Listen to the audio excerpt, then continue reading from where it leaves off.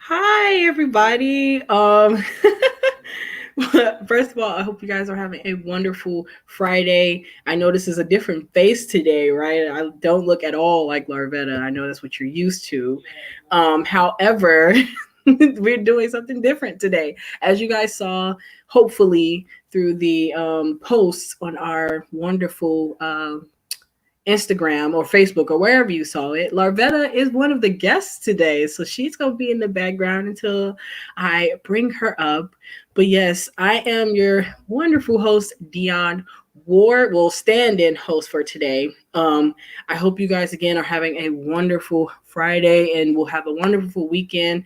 But today is all about Decision Day HBCU edition, guys. This is not just any colleges. These are your wonderfully Black, beautiful colleges, right? This is what we're going to be talking about today. Is going to be our focus. And before we get into any of that, guys, please make sure you go check out our podcast so you can see older episodes that we've done. That was not me as the host. It was the wonderful Arvetta. But again, wonderful episodes. We talked so much about so many things. Black men's health, Black music, culture, relief funds, all types of wonderful things, you guys. So be sure, please, to go check that out. And if you are on YouTube, make sure you go subscribe to our Larvetta L. Lofton's YouTube page, where you can see more of these episodes. So I would do what brings me joy, but instead I'm going to introduce each of my beautiful guests today, and then we're just gonna go ahead and ask them how what brings them joy. And so first, of course, you guys, we have to bring the wonderful Larvetta along first, so you guys can get to see her face and feel comfortable again. So you can, yes, she's gonna come, guys. So without further ado, Miss Larvetta. Hello. Hi, Larvetta. I'm so Weird excited. for you, isn't it? This is different for me, but it's decision day, so it can be different, right? It can be different. So I will say it's kind of cool to sit as a guest as opposed to the host. So for those that are tuning in for the first time, hello, hello, hello. This is Dion, and she's the host. She works for the L3 agency. And so we are excited, but she is taking over today. So it's the Dion takeover decision day for today. So I get to be a guest, and it's not every day that I get to sit in it. And to be honest with you, I like it, Dion. So let's keep doing this. I like it. Maybe I'll start to become more of the face. We never know. Hopefully, Yes, you guys yes. let me know down below if you or in the comments if you want to see more hosting of D. Yes. So And my feelings won't be hurt. Won't be hurt. Know that. If you all want to see more of Dion, it's okay. Okay, you guys. So, of course, because this is an HBCU edition of Decision Day, we have to shout out the alma maters. And for this lovely lady, it is Clark Atlanta University. So, if you are from Clark Atlanta, please drop it down in the comments. We're very excited, guys. It's very calm. Good session today that we're having. These are for, of course, the incoming freshmen, transfers. You guys, we're gonna have all of these conversations up. So next, actually, I'm gonna bring up the wonderful Mia Hicks, you guys. Hi. I'm excited. Excited. You know, I was on season 1 for the Father's Day. Yes. Almost this time last year. So yes. How you feel coming back? I'm really, really excited. I was ready for this. Yes. So, of course, we have to shout out her alma mater, you guys, and that is Hampton University. So, again, if you guys are from Hampton University or you're deciding to go to Hampton University, make sure you comment down below and give it a good little pump up. Oh, yeah, she's sporting her shirt today, you guys. Unfortunately, Larvetta had a hiccup. She couldn't wear hers today. I'm not trying to show. I'm not all trying to about put you out there. Black businesses, right? Black businesses matter. Yes, and guys, also we'll be talking about that as well as soon as I get everybody on here. So speaking of which, you guys, we have the wonderful Jana Harvey, you guys. Let's see if we can get her in. Hi, Jana. Hello. And she is our marketing and communications intern, you guys. It's been such a wonderful time spending with her. And we are going to shout out her soon to be alma mater, right, Jana?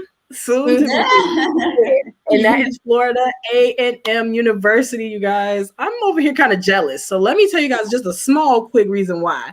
I am not from an HBCU, unfortunately. Okay. Yeah. However, I do love my HBCU universities. They're amazing. And we're going to get into all about why that is, right, ladies? So before we do, however, we're going to talk about Black Businesses Matter really quick because, Loretta, you got something going on special today, right? Yes. You So wanna talk about that a little bit? yes. So Black Business Matters was something that we created. We created a platform, and if you want to go check it out, where you can get apparel. I actually have on my shirt, Black Businesses Matters.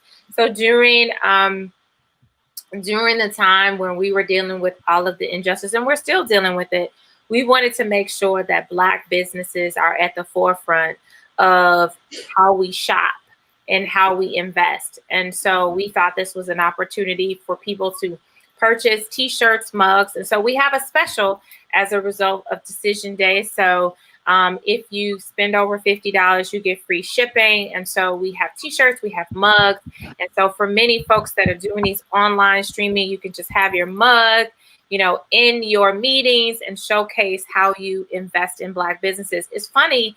I was looking at, I think it was Hulu or something, and there was a commercial, and they said it was literally and I'm just saying this, it was a white man, and he said, invest in Black.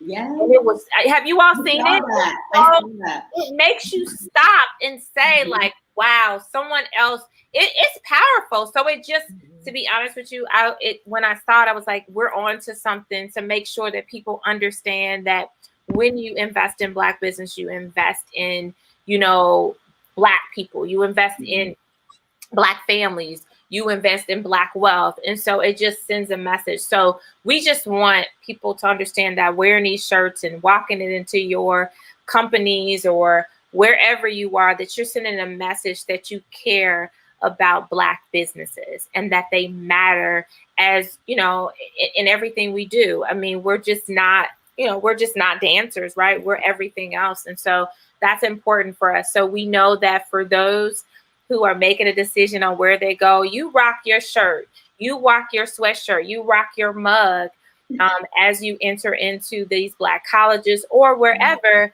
to showcase that you understand that Black businesses matter. And some people really do want to experience that Black culture, and we should make sure that that happens. So this is just one of the many things that we're doing. So feel free to check us out and support it and continue to do that because we are committed to making sure that Black businesses matter.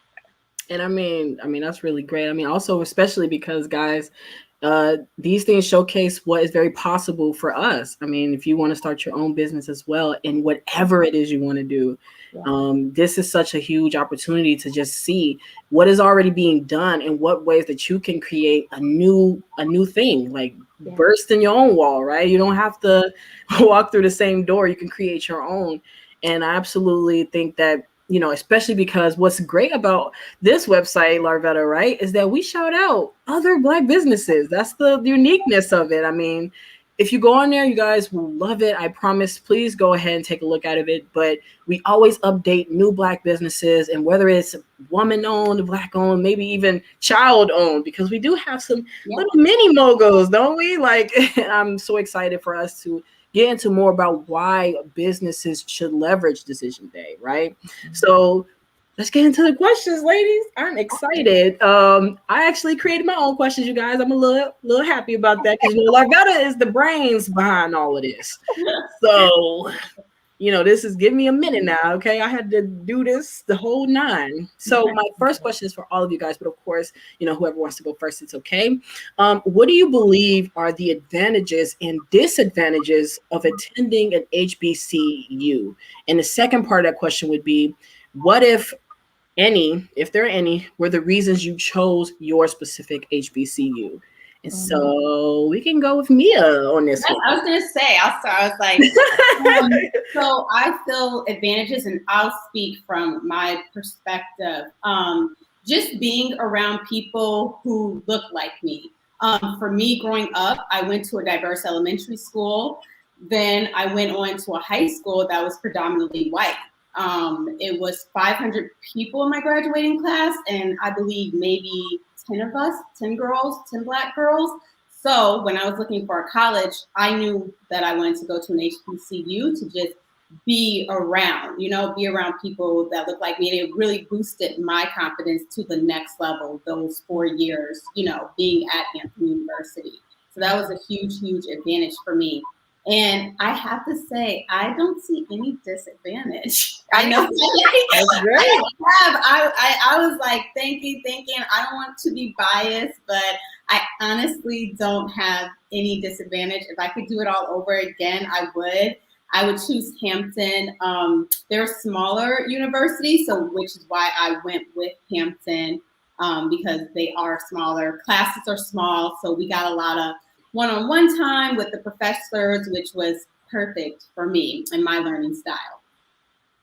That's great. I love the fact that there's no disadvantages, right? It's like, hey, this is a great opportunity, guys, especially because, there's at a certain point in time, many people wanted there to be a disadvantage at a certain point in time, so that, they can go to PWIs, and sometimes it worked. I knew so many people who decided against HBCUs because so many people were talking about, oh, well, there's a certain aspect, you don't get enough of this. And there's so much assumption that is around HBCUs. And I want to go to Jana because I know you are just currently about to leave. So talk more about like advantages, disadvantages on your part. Yeah, so for me, I would definitely say the advantages are the close-knit environment. So, I mean, at a PWI, I feel as though it's kind of just like you're around people.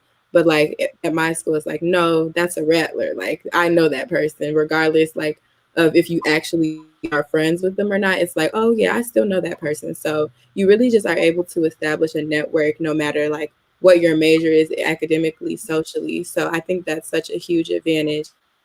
And then like what Dion was saying, I was thinking about it. And I'm like, yeah, there are no disadvantages, but I would say that the disadvantages are kind of just like the misconception that people have and kind of like project onto you based on what they think. So, like some people have said to me, you're not going to get like the same quality education, but I feel as though my education is, if not equivalent, better. So I definitely say that's a huge disadvantage, just what people think and put onto you and kind of box you into, like your degree or your program isn't equivalent to their education.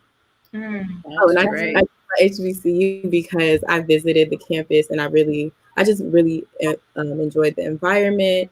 And also my mother, she kind of introduced me to FAMU just because she has her own network of people she's worked with. They've graduated from FAMU and are doing very well. And they've graduated from my school, which is the School of Business and Industry. Wow. Well, first off, congratulations first, because I mean, we have to do that, right? Yeah. But Larvetta, of course, like actually going to this question kind of goes into that. We know you to speak a whole lot of love about your alma mater. Like Clark University is Larvetta, I feel like. And what can you speak about the tools that Clark Atlanta provided for you that helped you to get to where you are today?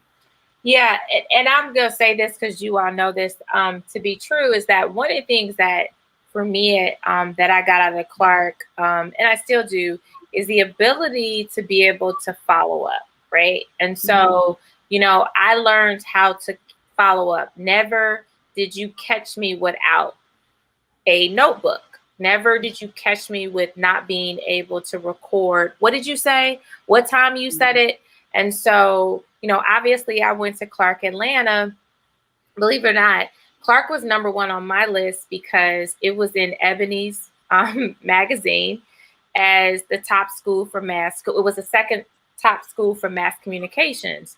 And so I was like, oh, I'm going to be a reporter. I'm going to go to Atlanta. I'm going to go to Clark Atlanta. And so with CNN. And so that was like my dream. And that was what I wanted to accomplish. And one of the things that the Clark Atlanta really helped me was that really the professors there said, you have the opportunity to design the life you want. And that was the first indication of like, if you want to go, you know, it's opportunity. I learned everything from production to in front of the camera to marketing to this. And so you have an opportunity to do that. The other unique thing about Clark that most people don't know when you go to an AUC is that you can cross-register. So you could actually take classes at Spelman, you could take classes at Morris Brown, you can take classes at Morehouse. So you have an opportunity to cross-register with the other schools and gain, you know, maybe a different culture. And so that was it. The other thing it taught me was really about diversity, because we really think that, you know, an all-Black school is just all Black people, but it was so diverse that, you know, many of my friends, you know, and peers, you know, their families were millionaires. Some of them were legacy. And so they were there because, you know, their cousin. And so many of them were that. And so I was just amazed because for me, I just hadn't been exposed to that, you know, level of access within my own community. And so that was it. And then the other thing that Clark gave me, and I can say this to say I've always had it, but I, you know, to this very day, I didn't accept no for an answer. And Clark actually helped me to do that because they were the school that told me that at one point I couldn't graduate because I transferred in. And I was like, oh, no, that's not going to happen. So I got my follow-up. I made sure that I was going to graduate that year. And I worked hard. But what Clark gave me was the confidence to stand up for myself. So they were not going to just allow, you know, even though they said it, you know, they were like, you got to go before the board. And I remember saying, oh my gosh, I got to go before I'm like the chair board. But to just know that as a senior, I had to go before a chair board to advocate for myself that I deserved to graduate. And it was an error or glitch on your part. Mm-hmm. It wasn't on my part. And so they gave me that confidence. Like, it wasn't like, okay, you know, it's their word and I had to go for it. I had to fight for it. And they gave me a platform to fight for it. And I just believe that is how I'm. So fast forward, you know, as a business owner, 20 years, that's what I'm doing is creating tables and fighting for access and fighting, you know, for women to make sure that we have a seat at the table. It started, you know, by attending, you know, Clark Atlanta University.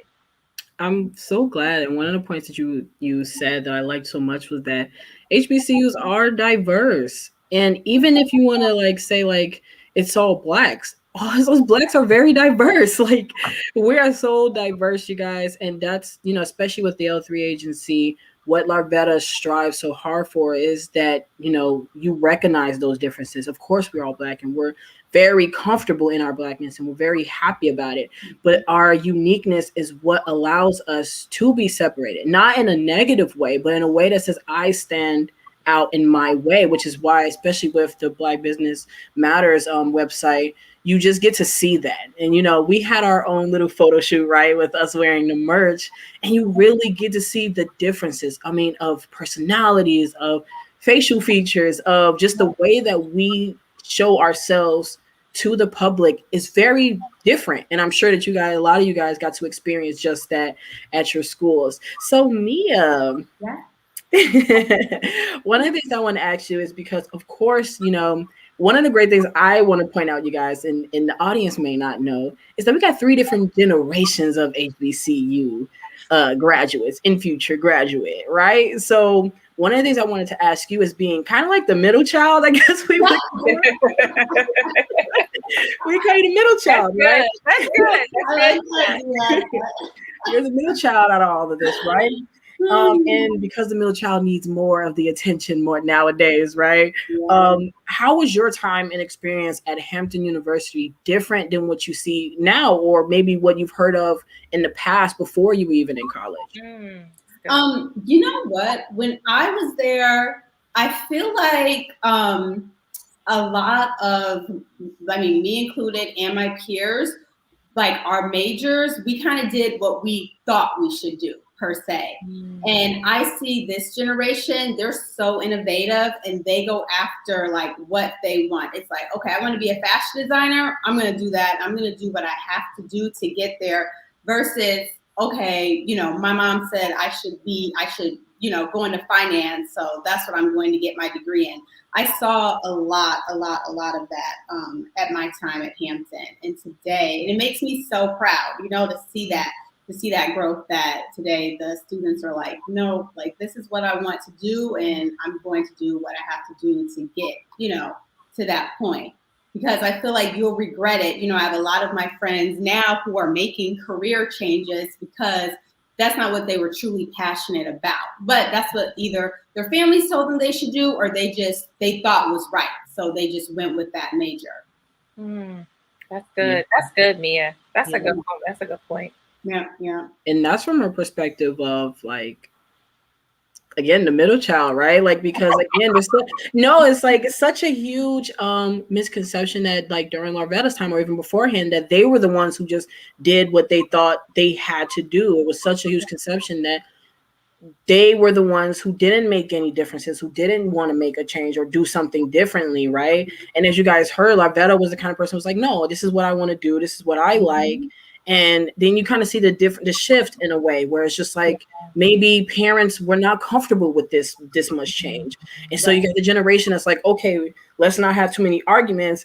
We'll do what you say so there's no arguments. And then here's Jana, right? Amazing generation where it's just like, oh no, we just throwing the rules out the window at this point. Like, what are rules? Yes. We just throw them out. We don't even know what the rules are. We forgot what it was at this point. So, Jana, actually, I do want to go to you because I know you're close to finishing FAMU, and I'm so proud of you. So I'm just gonna go ahead and give you a little clap for that. Are there any major impacts? Because of course, we're still talking about a crisis, right? COVID did happen, and we can't ignore that it happened. Were there any major impacts you had this school year, especially because it was your final one? Did you have any major impacts during COVID-19 that you want to speak about? Yeah, so I would say, like, we all know colleges in general are just social places, but specifically at HBCUs and specifically at FAMU, like, you're always around people. So I had like a difficult time just adapting to like being by myself, like especially during the height of the pandemic.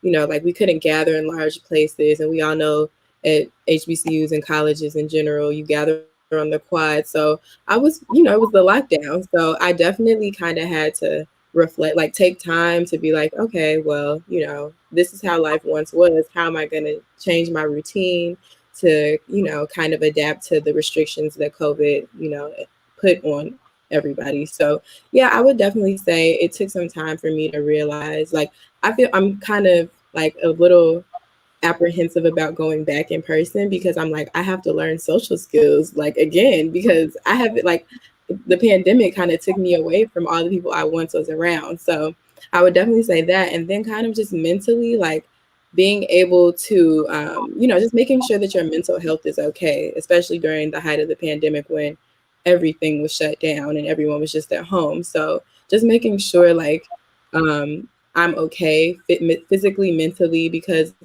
all the walking that you do on college campuses, that was like my workout routine. So I kind of had to implement another workout routine to maintain. So yeah, it was a lot of things that I had to kind of rearrange, but I was able to do it.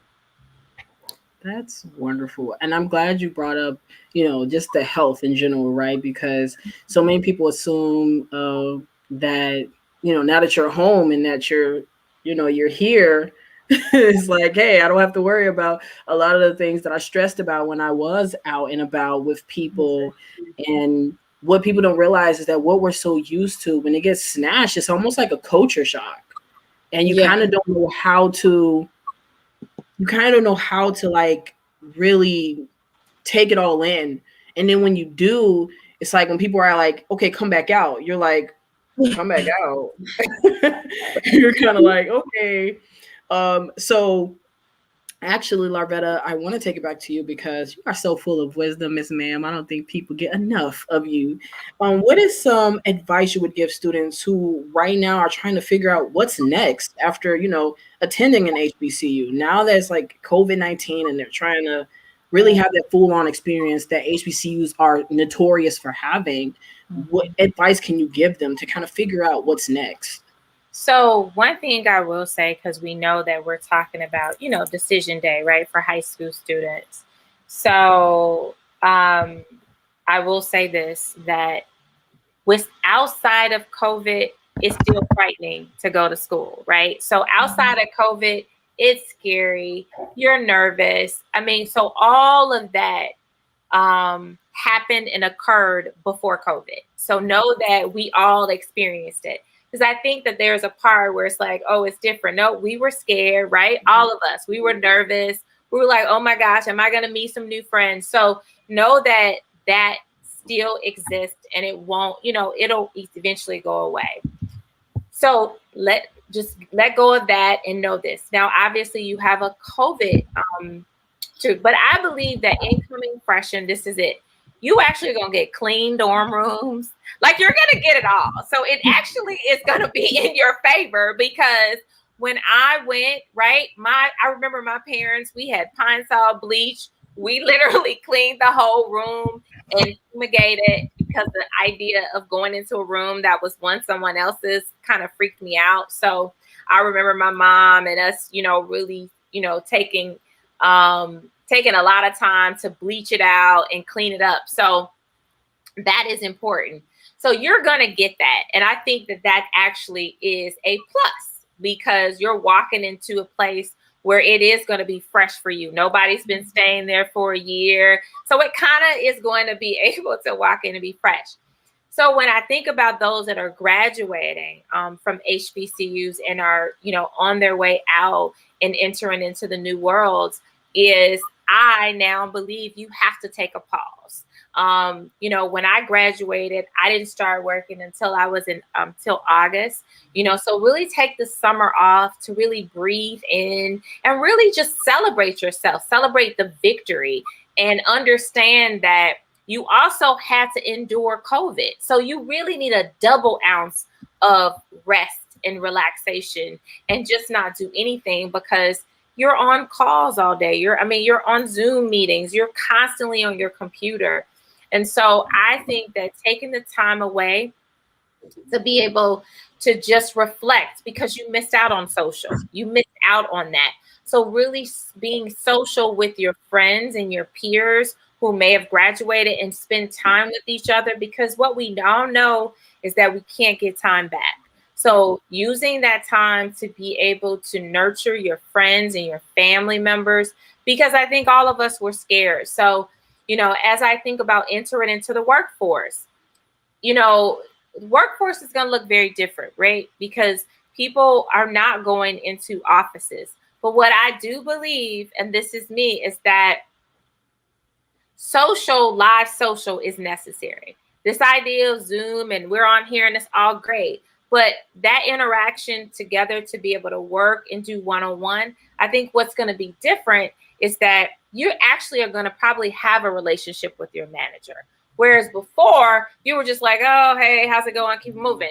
I think that's what the workforce is going to lend itself, is that you really are going to have an opportunity to nurture. And I hope that we can carry that on. So, that's what I see for the future and how coming out of an HBCU and the other part is not being able to apologize. I remember when I entered, I used to hide that I went to Clark Atlanta because nobody knew. I used to be like, oh, I went to Clark Atlanta.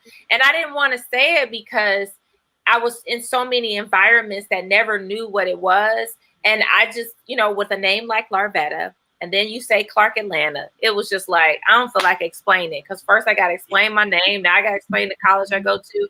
And so just being able to do that was frustrating. So be okay. Be proud of the school and the institution that you chose to be your alma mater as an HBCU alum. And don't be afraid of it. Because our vice president went to one, I think we've been able to have the courage to say it. But I will say that it's frightening. But I think what we have to use COVID is a teachable moment, right? Show people, here's a list of HBCUs, and I actually went to one of them. I think that that's where we have to stop expecting those that don't know to know, and really show them how, show them. And so, when I say rocking, there was, we used to have that sweatshirt with all the HBCUs. And I remember when I used to wear it, I'd be like, see, this is school I went to.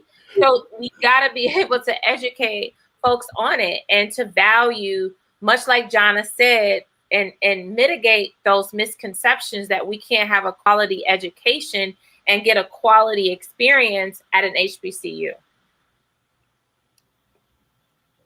Like I said, guys, she got a lot of wisdom. I hope y'all was taking notes. Or, of course, you guys could watch this back, of course, on our website at the podcast. I'm going to bring it up for you guys again. This is where this wonderful episode will be popping up. And so, guys, I have a question for all of you, because this is technically about Decision Day. Yep. And one of the things that people, and of course you guys have been naming it, right? So let's just consolidate it. And one good word, name one key thing to know before you decide what school to attend, especially in HBCU. Like, what is one thing in one word?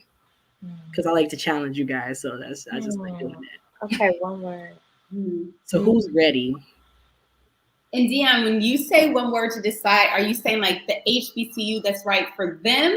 Yes. So like, in your opinion, like, what is like one thing or like one like aspect, right, that says, oh, this when you're deciding to a school, you want to look for this, like, for sure. Okay. I'll say environment /culture. And just when I say that, like for me, when I said earlier that I knew I wanted to be in a smaller environment, just know your best learning style, because there's so many different HBCUs that are all amazing, all wonderful, but just know the best environment for you. And just also just letting out like tuning out that outside noise of what your parents or grandparents, aunt, uncles, where they think you should go, because you're going to be the one that's experienced it. So just really tune in to yourself and really just take time to reflect and think, what is going to be the best place for me to have this experience over the next, 4 years. I think that's good. I would say, much like to Mia's point, the other part, and I say this today, was access. Is having the access to, so choosing the right school that's going to give you the access. So obviously where it's located, where there might be opportunities, will you be able to move around? So, literally that is what I believe can help us out in that regard. And I think that when you choose that based on your access, not based on, what you think it is. So that is, important. And so what I will say is that when you choose your, one aspect that I did for me was choosing what was going to give me access, right? And so I chose it because I was like, CNN is there, right? Turner Broadcast is there. So it's, that's where I want to go. And so that was going to give me the access that I needed, that was going to set me on my path.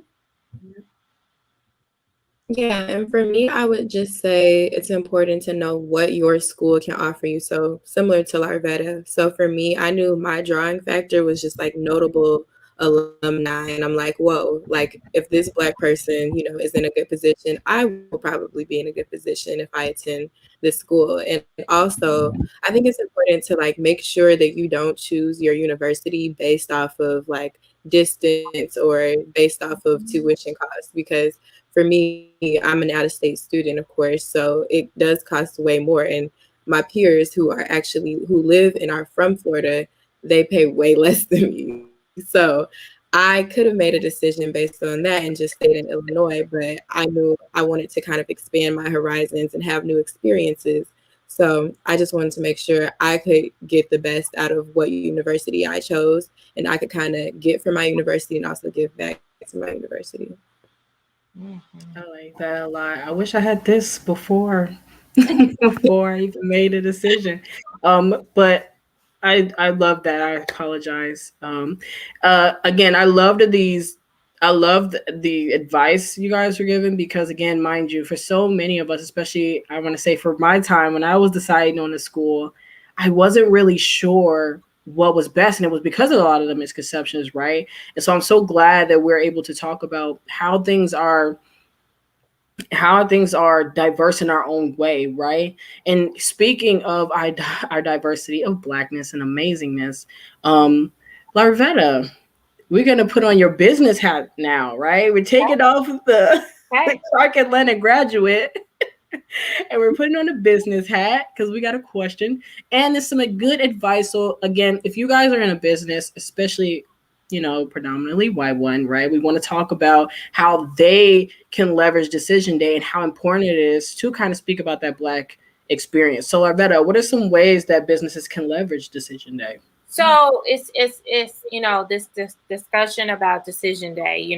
I am not blessed to be able to have kids and celebrate that, but I certainly got a whole lot of mentees and that share this day. And so one of the things that I have found is that this is a very known day that I don't recall us announcing. I think we just called our friends and like, hey, I'm going here. But it's now called decision day, much like opening day for baseball, right? And so it's opening day for football.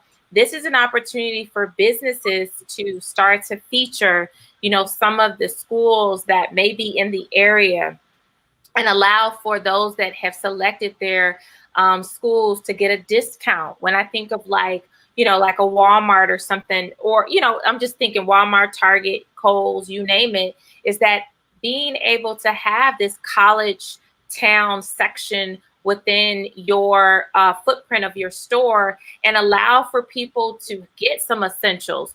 A lot of times they wait until August or July, but this is an opportunity for them to be celebrated. And the same time as they could use coupons. You can create a VIP rewards program. So many of our small businesses, if you are selling some kind of product or something that they may need on their, as they matriculate through school. So let's take Zoom. Many people are on Zoom. So Zoom could offer something for decision day. Like if you've just made a decision, we're going to give you a background, right? A background that can show you off, that you are going to this school. So that's an offering that you could offer to, students or incoming students. And so there are so many companies that can offer something just to showcase, one, their commitment and their appreciation to what I believe is, consumers, right? They're still consumers. Students are consumers. And so you have an opportunity to reach out. So body products, if you sell a body line, you could actually say for decision date, if you've made your decision, you put it in, the file, and, because you've made your decision and you've chosen, a school that's we're going to give you 5% off, or we're going to give you free shipping, or we're going to feature you in our social media campaign, and so you can do that. The same way we announce Juneteenth and we announce it, it's a day where on social, you can actually outline decision day within your organization and say, hey, we want to say to all incoming freshmen, congratulations on making the best decision of your life.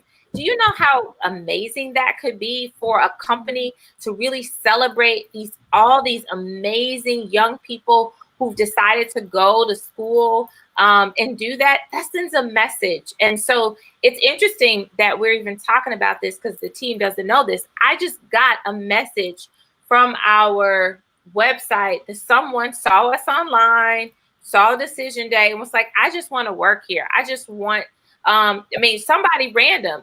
Is there internships? Because what they're saying is that you're celebrating, mogul. You're celebrating youthfulness. You're celebrating and making sure that that happens. And I think when businesses can pay attention to creating this exclusivity and creating that and being very intentional and authentic about it, I think that it creates a lasting impression. And I think it builds brand affinity for those if you're looking for them to be your consumers. And so I know for Mia and Jana, we all needed body products, we needed hair products, we needed clothes, we needed furniture, we needed bedspreads, we need all of that. So when you think about your business and you offer something, be able to offer that decision day as an offer to your existing customers or to new customers.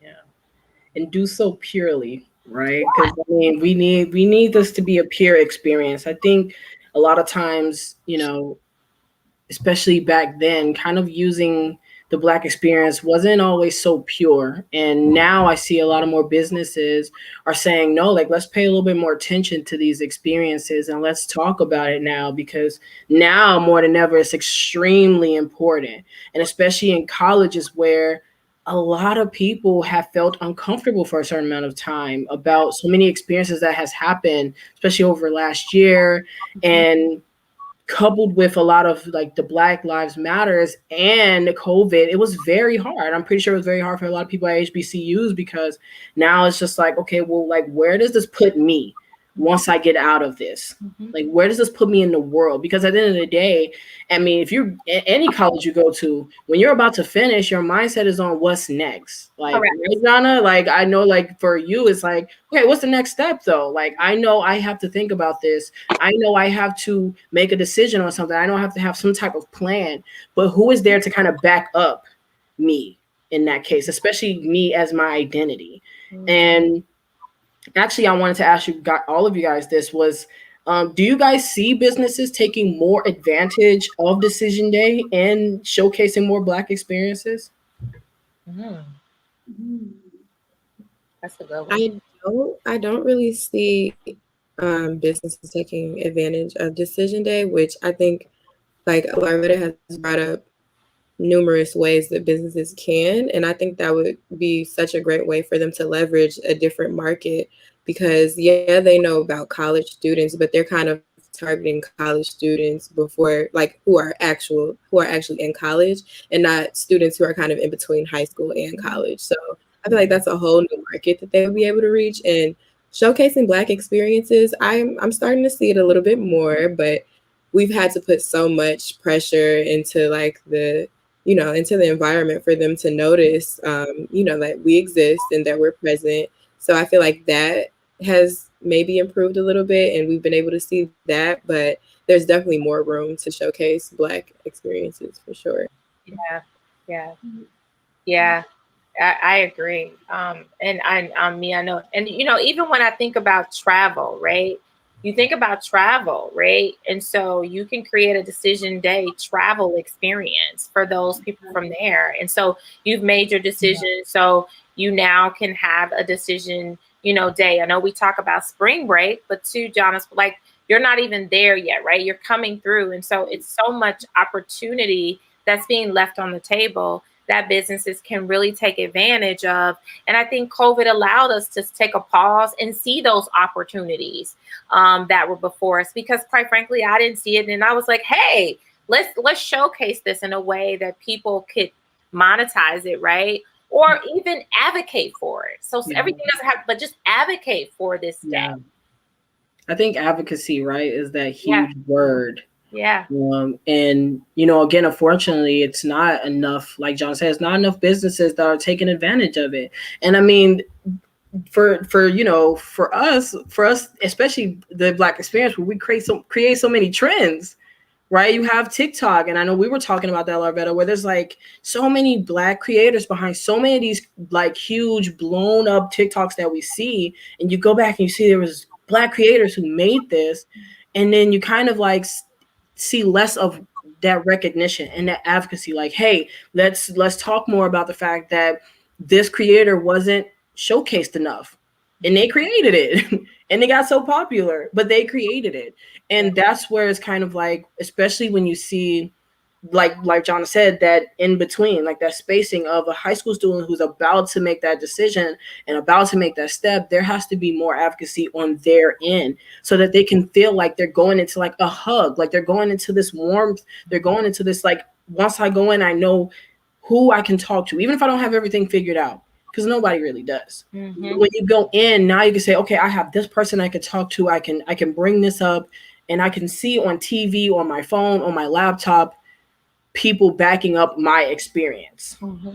Because there's so much of a lot of emotions right before you go in. Like, I know for me, I had a whole lot of jitters. Like, I'm like, so many new people, even if we look alike. And I've seen, you know, of course, I've attended a PWI, but I did see people who looked like me, but it was still that, like, I don't know that person though. You know, they look like me, but I don't know them. And so it's just like, where is this like level of, okay, let's talk more about that experience, and let's advocate for that, and let's get more people to understand that this is an actual thing that happens, even if you're going to HBCU, because so many people assume, or you're just going like to the next high school level, like you're just going back to like your high school, and you're just having a whole other bunch of people to be friends with. And it's like, no, like these are different people. Like you said, Larvetta, you knew people who families were millionaires, right? That's a totally different experience for us in Chicago, right? It's just like, no, I didn't have all that. Like, so again, it's just that advocacy that I think we have to talk a little bit more about, especially in businesses, because they have such a loud voice that I think that they kind of sort of like cover, and it comes up to this. Mm-hmm. Mm-hmm. So, Mia, would you like to comment on that? Yeah. So I was gonna say, I agree with Larvetta and Jana. I feel like it's, you know, more so focused, you know, there's a lot of support for current college students. And I even felt like that when I was, you know, at Hampton. I had a lot of support once I got into college, but actually making my decision to go to Hampton, you know, I didn't have that support. I did have a friend of mine whose sister actually went to Hampton. So I had her, but just actually someone who was like already in their profession, already established. I didn't have that mentorship, you know, like no one in my family went to an HBCU. I mean, I was actually like out of like grandchildren, nieces, nephews, I was the first one to actually graduate from college. So I felt like it was like a lot on my back, like, okay, am I making the right decision? And am I going to the right university? Because, you know, you want to make your family proud. So just feeling like I didn't have that support, you know, that would have been really, really helpful. Now looking back. Yeah. And I think it's looking back at it, to be able to have that connect point. And I just think that, businesses have an opportunity right now to be able to serve in that capacity and support in a way that hasn't been supported, and really take over a market share that hasn't been, you know, done. And really, I mean, I was just sitting here thinking to myself, like, you know, whether you are a brick and mortar or not a brick and mortar, but just imagine if, you know, you literally can walk in and say, you know, announce the school that you're going to. Oh my gosh, we have, you know, candy for you. Oh, whatever. We have something special for you, that you can take advantage of. And you all know, for birthdays, you know, there's so many reward programs. You know, it's your birthday, you get 10% off. But making a decision to go to college is a big decision. It is. I mean, it's huge. And I don't think we have. Making the decision is one, and then of course, but completing, it doesn't matter when you complete. You can. It doesn't matter how long it takes you to complete. But I think making the decision is the biggest decision of your life, because you will probably, I don't know, there's nothing you would pay. I don't know. You pay for a house, but you get to pay it over a mortgage. But it's the biggest decision because it's the most costly, right? Decision of your life. And so, and it takes up most of your life. You know, it takes up most of your life. So for you, I think that is the biggest decision, next to probably having a baby or something like that. Yeah. But I think that it's that, but at least, you know, and babies are expensive, but the idea of that is they are expensive. So I won't say that they aren't, but realizing that with college, that decision changes your life is my Yeah. point. Just changes your life. Changes your life. Changes your life. So I think that more businesses should take advantage of it. Much like we take advantage in Chicago, summertime shy and everything else, you know. So why can't it be, you know, DD Day, right? And operating in that space. And I think it's just, again, an opportunity for us to be able to take advantage, because we all know Juneteenth has always been around, but it was really more celebrated last year because of COVID, right? So now it's coming back. So taking that same approach for D-Day, I think could be extremely impactful for businesses. Yeah. I'm actually really inspired now. I love hearing about it. I think, again, it's so important that we speak to a lot of the experiences and a lot of the voices that doesn't really get heard as much.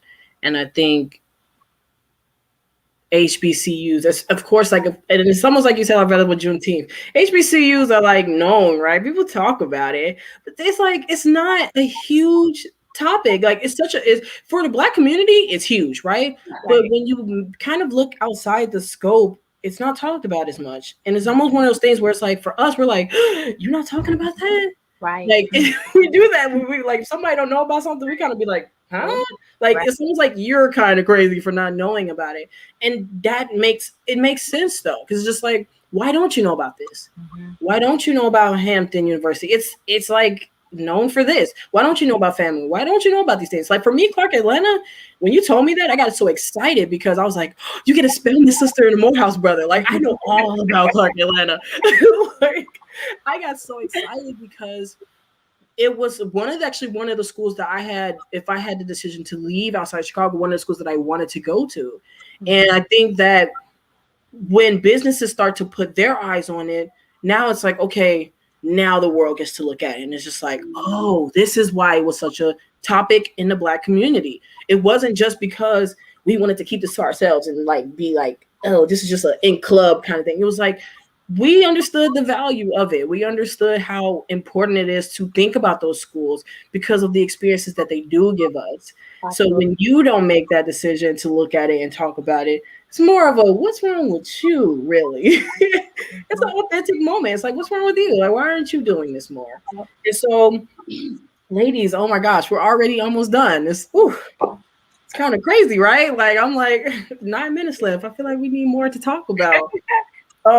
But honestly, thank you guys so much for this conversation. And again, like, the advice that you guys are giving, I'm so grateful for, because I know that somebody is going to be like, hey, you know, maybe your child needs to look at this podcast real quickly and listen to this, because, you know, these are some girls from some really amazing universities. And I hope that through this, you guys, you know, even if you don't decide to go to an HBCU, right, that you take a look at them. Because they're no different, if not a bit better, right? From Jana and Mia, it's like, ain't no disadvantages around here.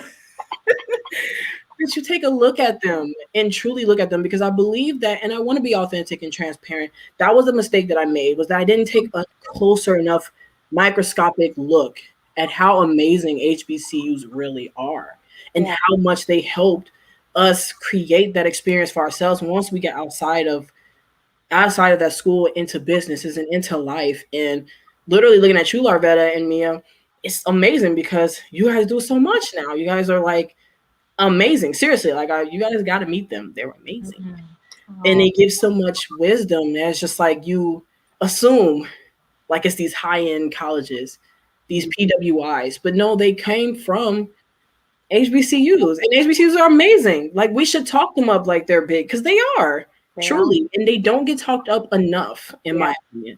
Like John said, like, the businesses don't talk at all about Decision Day, and not Decision Day HBCU edition way. Like, we need an HBCU Decision Day edition. Like, we need that type of thing. And it's so amazing because, I mean, we have sororities and fraternities that amazing, right, that come out of those schools, and so much pride. Actually, you guys, we have a soror actually in the building, Miss Larvetta Lofton. I'm pretty sure I'll talk to y'all about that too. Y'all, you know, I put my elephant in here. I'm a member of Delta Sigma Theta sorority, so you know I had to put that in. But it's okay. from that standpoint. But to your point, that's true. And I just want to add, because, you know, for as we wrap up and we look at this, that was why it was important for us, you know, as a group, to highlight HBCUs as a full campaign. We took it upon ourselves.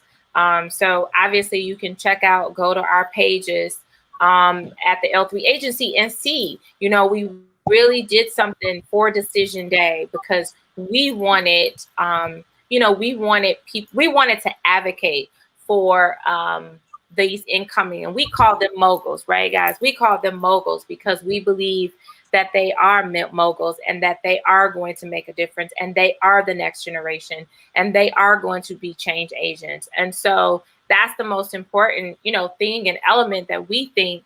And so for us as an agency, we recognize that they have value, and they have and they contribute to the success of several businesses. And a lot of times businesses don't think, well, we need someone a little bit more seasoned. But what we have found is that, yes, you do, but you need a mixture, right? You need a diverse group of folks. And I think that people should take, you know, a peek at that and understand that Decision Day for us, which HBCU, because most of my team went to HBCU, and it hasn't been a while that we've been able to do that, Dion. That's what's crazy, because this Jana might be our very first HBCU intern. She might be. And that's crazy because I went to a HBCU, right? But I think a lot of it has to do with, you know, I'm in Chicago versus, you know, Atlanta. So I think that could be some of it too. Most people don't come back to Chicago because of the weather. So I think that's also why that has happened. But I will say that we took it upon ourselves to make sure, you know, we highlight HBCU within our organization so that we could help to be leaders and helping other organizations to do the same. And I'm so excited that you guys had the time to come out and do this, because, again, it was really exciting. For me, I was learning a whole lot, right? In my seat, I'm learning. So I was so glad to hear so many positive things. And guys, like, even for those of you who went to a BWI or, like, you know, went and, you know, didn't finish, you still have that opportunity to go there. You know, and actually, Loretta, right? Weren't you a transfer yourself, actually? Yeah, I went from Southern to Baton Rouge. I started in Southern to Baton Rouge, and then I went to Harold Washington College for a semester, and then went to Clark. So, I mean, you can move, and I did that clearly because of cost, because I really wanted to go to Clark, but I went to Southern because I got a scholarship. So sometimes that happens, right? You get a scholarship, you go there, but where did I end up at? Right. Yeah. So that was the most important thing for that. So, you know, and I still consider myself SU Jaguar. I have plenty of friends, and they still consider me part of the SU Jaguar Nation team. And I don't deny it, because, you know, I had to become a Jaguar to become a Panther. So it's all you ain't got to deny it, but today's about HBCU. So you got to play up your school that you're from. I understand. You got to talk about the school that you finished. Let me say this, though, Dion, Southern and Baton Rouge is an HBCU. It's in Baton Rouge. So I was still in the same HBCU. I just wanted to go to Clark Atlanta. Yeah. That's amazing. So she's like, I start that, and this is all I'm about. Yeah. HBCU all the way. I'm so glad. Ladies, thank you so much. Honestly, this was such a huge honor for, first of all, me being in the seat for the first time. I'm usually behind the camera. You guys don't see me talking as much. And I watch Loretta do her wonderful thing of hosting. And first off, thank you, Loretta, for giving me this opportunity. But secondly, I just want to hugely shout out Jana, because, again, like I said, she's going to be finishing. And that is such an amazing thing, especially for Decision Day, right? Like, there's the start. Decision Day is about to start.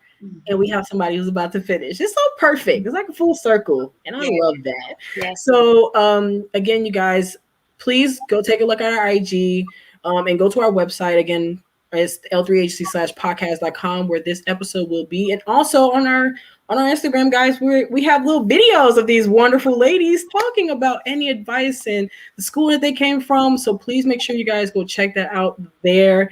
They have the most amazing amount of advice. Really, truly, I learned so much every day from them. And if you guys have any questions and you couldn't get in here today, go on over there to the IG, right under their video, and post it right under there. So how'd you do this? And we'll be sure to make sure Jana, actually the most amazing person ever, is gonna answer your question because she's the person who deals with our social, and because she came from HBCU, so she knows you on front and back ends. So I hope you guys again really truly enjoy your Friday evening and have a great, wonderful decision day, right? Because it's tomorrow. So for all of you out there that's about to decide, good luck to you all. I pray for the best for you guys. And again, thank you so much for tuning in. So this is where we're going to end, right? So we're all just going to wave goodbye. So enjoy, you guys. Bye, guys. Bye.